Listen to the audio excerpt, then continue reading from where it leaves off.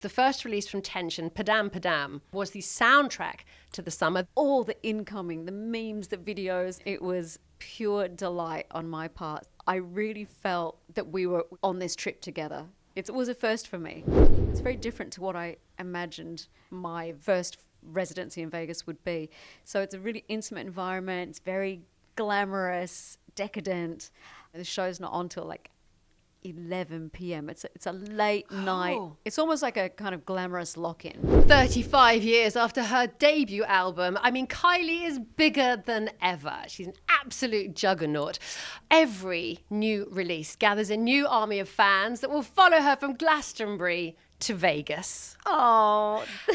Obviously, the first release from your brand new album, Padam Padam, was the soundtrack to the summer. The lady of the moment with a brand new album out. It's Kylie. Hi. Welcome. Thank you. So great to see you. You too. I know you're busy. You're having a busy time of it. Congratulations. The album's already doing really very, very well. It's, she's not even a week in the world. And yeah, I don't know. I don't know why I say that, but yep. Tension's out there. Tension is an absolutely brilliant album. Thank you. I have been listening to it non-stop. It's joyous. The first release from Tension, Padam Padam. I mean, hello, it just took over the summer. How do you feel about the reaction to that? It was mind-blowing. We all loved the song. You thought we got the video right. I mean, you never really can predict how it's going to land. But when that came out, obviously nerves and excitement. It's the first release from this album campaign. And to watch it unfold day by day, seemingly, hour by hour at some point, all the incoming, the memes, the videos, the interaction, it was like pure delight on my part seeing how people had taken taken ownership of the song. They're hilarious, they're inventive, they're creative. So I really felt that we were on this trip together. It was a first for me. You might think people at Hobbycraft had other things to do. I know. But no. Hobbycraft, they really... And they've done one for Tension as well, I mean... Oh, have they? Yeah. I don't know who was on the till at this point, or, measuring yards and meters. With your fans, when you bring out new albums, you obviously have your loyal fans who've been with you from the start, but your sound is always very current and very fresh. So you do bring new fans with you. And as I was listening to your album over the weekend, I was talking to my 11-year-old son about interviewing you and meeting you, and I was playing your back catalogue, and every single one, he was like, I know this one, and I know this one. Oh, yeah, probably for the kids, they know, that they kind of know the songs, but it's an amazing time where the older generation who've been with me for a long time are really celebrating that this is, it's a great time for me and for us as a team, like, fans and myself.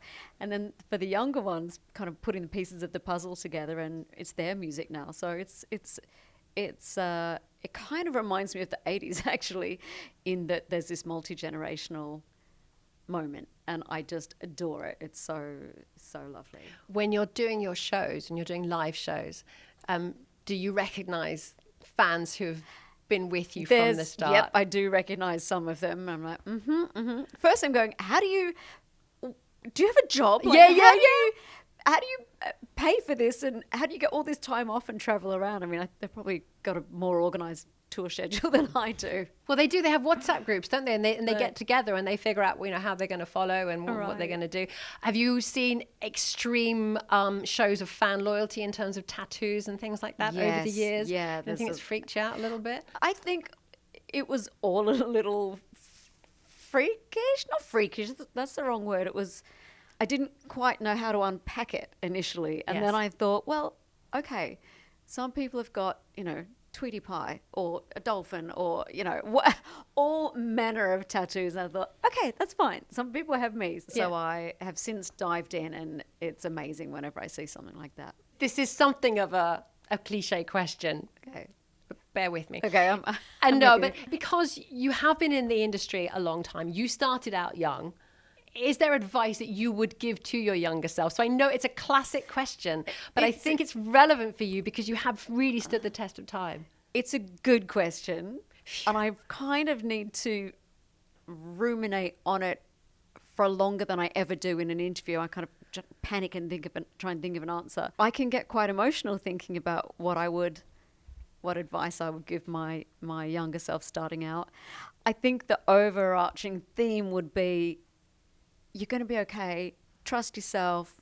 Listen to your voice and your thoughts, and trust your instinct. We all have instinct for a good reason, and we kind of sometimes just don't listen to it enough. Stand your ground. Have fun, because it's going to just fly by. I'm happy with where I'm at. I don't think I actually would have listened to anything. I was pretty feisty. Or, you just learn things at the rate you're meant to learn them. So, but I would probably just want to say, you're going to be all right, have fun. And don't spend any more time than you need to being anxious, because that would be my one fault, just like worrying about everything. Yes. Okay, I like that answer. When Disco topped the album chart in 2020, you became the first female artist to claim a UK #1 album in 5 consecutive decades. I know. Did you pop the champagne Well, cork? I had to do the math. I was like, 5 decades? Yeah, it was. I probably didn't get round to popping the champagne. That's There you note go. to self. Do that. Still time to do that. It wasn't until close to the album coming out that I was even aware of that stat. And then it became a thing like, I'd really like to get this because it's a good stat. And we did. So it was amazing. You've mentioned that you've worked with some of the same producers in the past, but I know also you do refresh your sound. But what do you? So I'm not going to give you the answer to the question, but what do you think the key is to your longevity?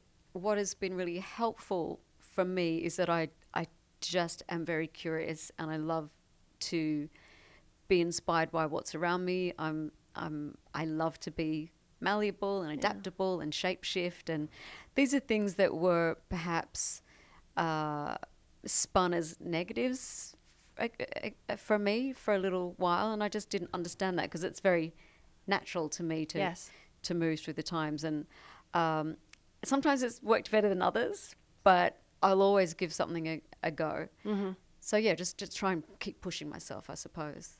Bravery, actually. Yeah, sometimes it's insanity, but we try it. Yeah, I love being creative and trying something new. So speaking of producers, I like to go, as is the case with Tension, to start with the people I know and I love, and we have a pretty good strike rate of success with the songs. And then I think on each album there's a few curveballs, and doing something that's, if we were to kind of do the pieces of the pie, maybe it's kind of 80% of the zone that we know is the good, comfortable, some surprise, something a little bit left field. Yeah, so it's good to keep having those challenges, but have a good base. Tension. Yes. What can you tell us about this particular track? Well, it's rude lyrics. Well, they're a little frisky. Frisky. When we wrote this song, I was with my kind of dream team with these 3 guys I work with regularly, and had 2 women join us for the day. So there was this crazy female energy, and Camille and Anya just brought so much to the table. And this song just revealed itself. And I actually turned to Camille at one point and I said, "Did you just say almost there?" She's like, "Mm-hmm." Uh-huh. Okay. All right. And all the kind of yelling and celebration that you hear in the song is us from the day where we were writing. We're on, jumping around and all going crazy. So for me, I'll always think of that day of the creation of the song, and the fact that it's, the title track of the album, second single. Again, people are loving it and just kind of diving into what it offers. So that's Tension. We remember, of course, the look from Can't Get You Out of My Head. It was very iconic. Yeah. You have so many iconic looks in your videos. It may all look glamorous at the end, but maybe there's things, hoops you have to jump through in order to get there. Yeah, smoke and mirrors. In terms of fashion, you have done a Vogue shoot, which looks incredible. Oh, good result. Yes. I'm really pleased with that. That's for Vogue Australia. Oh, is it? Yes. Ah. With a wonderful editor, Christine Centenera. Her vibe's incredible. Shot in this amazing location in Los Angeles. look at us all. We're so global. Yeah. Yeah, it was very refreshing to do that shoot. There are some incredible photos, not least the one with you in a great oversized jacket, which is right back to the 80s, which is right back where you started. You know what? It's got a lot of Rick Astley's shoulder Yes, pads. it does. Which is amazing. You obviously love fashion. What would be your greatest extravagant? If we were to look in your closet, which category? Is it shoes? It's is it shoes. bags? Is it jackets? I mean, it's shoes. Yes. It's definitely shoes. Well, most of my working wardrobe or kind of famous stuff I've donated to the Performing Arts Museum in Melbourne. So, you know, they've got the hot pants, they've got the showgirl costumes, Can't Get You Out of My Head outfit, Charlene's overalls. That's amazing. They have all of that. But I still have a lot of shoes. Yeah. in storage. Yeah. And when people come in and they kind of glimpse them, it's like they don't know where they've walked into. It's like, this is either hell or Wonderland. And everything's a size 35. So there's very few people I can share my shoes with. You must do really well in the sales. Yeah. Yeah. There's that's Yeah, I'm sure that a is good point. Yeah. The 35s and the 41s or 42s. Exactly. Yeah. I'm a size 6. I do really badly. 'cause Okay, they you've just, got- I mean, they you've got to just get in go. early. No, exactly. Hold on to now. What can you tell us about this? Oh, the feels. Yeah. Hold on to now. A lot of this album, especially the songs Tension, Hold On to Now, Things We Do for Love, I spent so much time working on, because I would have my studio that I would take everywhere with me. And Hold On to Now started in Melbourne just with a kind of a melody idea, came back to London, worked on that with Biff and the team, and it just developed into this song that we're all so fond of. It's like, I feel like I'm literally flying by the end of the track. For me, it's my really happy place of writing, where you're asking the big existential questions, but it's also like Yes. very close private questions, all kind of mixed into this swimming, kind of luscious, ethereal, emotion driven song. So I have probably not sold that very well, but I love it. It's getting a lot of love. So you've announced your Las Vegas residency, which is very exciting. I know this has been a long time coming, a long time planning. Yeah, I just felt like this was the time to take the leap, not least because the offer was to open this new club. So it's very different to what I imagined my Vegas, first residency in Vegas would be. So it's a really intimate environment. It's very glamorous, decadent. The show's not on till like 11 p.m. It's a late night. It's almost like a kind of glamorous lock-in. I love that. Yeah. I have already, because it's starting in November, isn't it? Yeah. I've already thought that. I thought, New Year in Well, Vegas? November through to May. Yes, okay. Thus far, yeah. So many questions, not least, because they haven't even finished the venue yet, Oh, no, have they? it's still, opening Yeah. night's going to be... Yeah, I mean, are you any good with a dramatic, paintbrush, just hilarious. Maybe I need to get Charlene's overalls Yeah. back. Sometimes I like, before opening night of a show, I want a job that there's the task and you do it and it's done when it's done, as opposed to all the questions in my head and all the kind of ifs, buts, maybes about the show and trying to like cross-check everything.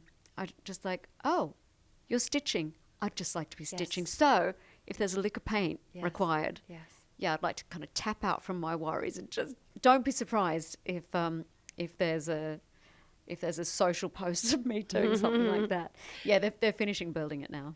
So in terms of pressure, whether it is Glastonbury, which you were just incredible at, just really wonderful and so emotional to see you there finally. Hugely emotional. Or first night in Vegas, or anything you put yourself up to, do you have a word with yourself backstage and think, why did I not stay as a mechanic? I know that wasn't real life in Neighbours, but are you a bit like, oh God, why did I ever decide to do this? There's definitely some moments where I'll say, what? You, another fine mess. Like, how did you think this was a good idea? But that's just one little layer of it. The rest of it is I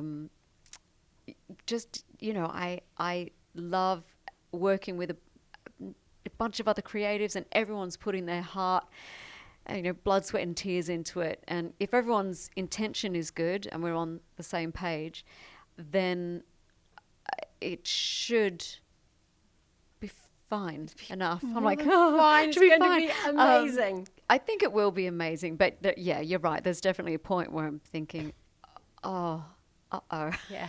Remind me why I didn't have a quiet Which life. is kind of right before going on stage. There's it's almost like white noise, and then any performer will have their version of this story where you kind of step over this kind of precipice. It's like, okay, Yeah. we're on. Yeah. There's no turning back. This is it. Which is a kind of an incredible moment, because there's this gear shift somewhere within you, within all of you, and then it's just determination, and what will be. And normally just that first glimpse of the crowd is the first part of propelling you through that show. Have you snuck over to see Adele secretly doing her thing? I have not, but trust me, I will. And I know you two are opening just before me. So I think over the time that I'm there, which I'm in and out, I'll try and see as many acts as I can. It's going to be absolutely phenomenal. I will have the know-how of Vegas. I hope I'll have all the back roads. So when you do come over, I'll be able to tell you here. Yes, please. Starting with, where's the best coffee? Definitely. Oh, yes, absolutely. Are there any artists that you would like to work with, whether it is current established artists or new artists? I'm worried if you say new artists, I'll never have heard of them, but I'm just going to nod and pretend that I'm like, yeah, sure, I'm a big fan. I'm kind of an open book with that. And I think most of the collaborations I've done have appeared. I think moving forward with this album, yeah, there could be a couple of opportunities which we're looking at, so I can't mention those yet. But I love all collaborations. From me, anyway, just the unspoken camaraderie with another artist, and knowing I don't actually know your full story or how it is for you, but there's some shared spirit, and I feel like you can always learn a little bit of something from each other. From even if it's a brief moment, just you can see it in their eyes, how you perform, how you work. So I love it. What can you tell us about Things We Do for Love? It was written the same day as Tension. Okay. So if you put those songs back to back, it makes no sense that we did those the same day. It's got an 80s feel. You think you've got the measure of the song, and then there's like two kind of bonus rounds at the end where it just keeps going. So whenever I do get around to performing that song live, cardio. Grapevine. It's a big song and a big sing by the end of it, but it's if you need a little, pep up, this might be your go-to. When you're talking about performing your songs live, and you're talking about the energy needed, both vocally and physically, how do you look after yourself? I'm not the best. I mean, my self-care isn't great. I don't buy that. I don't buy that. It's true. When I stop, I really, really stop. Yeah. I remember an ex-boyfriend of mine would say, and the words ring in my ears, this is from a number of years ago, he'd say, but honey, you have to, when you be like a boxer, you stop, you have to stop. Because I kind of stop and I think there's always stuff to do. Yeah. But I have got better at just, when I get back to Australia and I can just be alone in my own company for days. It's like a reboot, defrag the machine and get ready to go out again. So how do I stay, mentally, physically fit? I don't know. It's a constant kind of dance. I think you obviously achieve it quite well in the fame game, and I don't expect you to reveal all your answers here because we think we know you, but actually you do very well at keeping your private life private in terms of, just girlfriends and things like that. Yeah. And whereas a lot of people do still post on a night out and they have their hashtag girl squad, and I was thinking, no, you don't do that. You do keep things very quiet. I do, and it's just something that's been the way of it's been. Perhaps it's to do with when you becoming famous at a young age. If it was Neighbours time now with social media, maybe it would have been different. I don't know, because that's your choice to do that. But at the time, it was it was press, and I know some of the underhand stuff that happens with that. And I want people to, feel like they know me, but, as with anyone, to me, it's barely even worth explaining, because it's very normal that our family and our friends, that's a kind of sacred zone. You don't have a secret Instagram account where you like to post about Married at First Sight or anything like I that? don't. I really need to get onto that. You do. You need to have a secret life, exactly, where you could just post anything, like anyone's post, and it doesn't get commented on. Here's my terrible pictures. Kylie, thank you so much for being on Magic. Thank you. What a great catch up. And to be here with you with tension and everything that's happened since last time I saw you. Yes. It's all good. I know, it's all good. Congratulations. I'm coming to Vegas with the girls to see you, you know that. Yeah, they don't know it yet, but that's happening. Absolutely.